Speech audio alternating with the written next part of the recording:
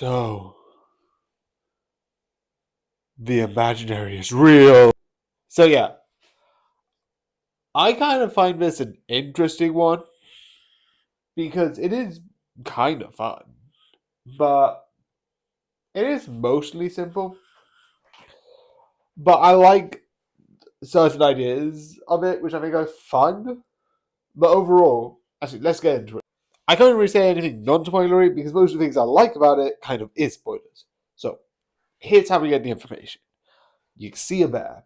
The bear is a thing, and you have a person who's creative.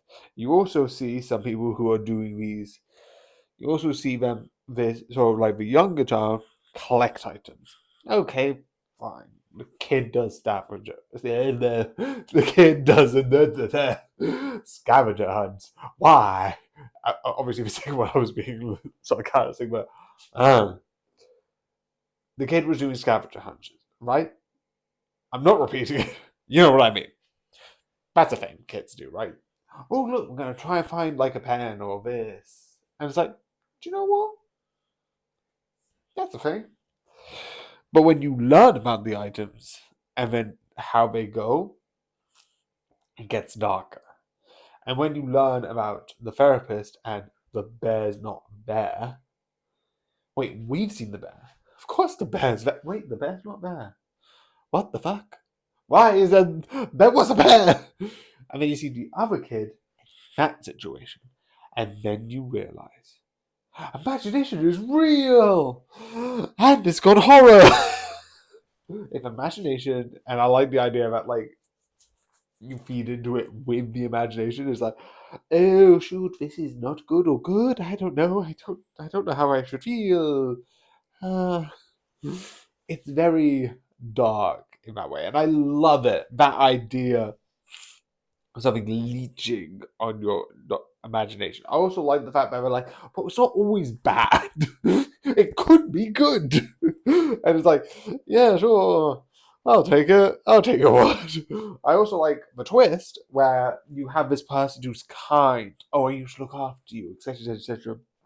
Sort of feeling like they're doing the kind old lady. But in reality, she is going to betray them. And I like it. I like the idea that you have the situation with her father and why he's in that situation is revealed as a thing with the imagination.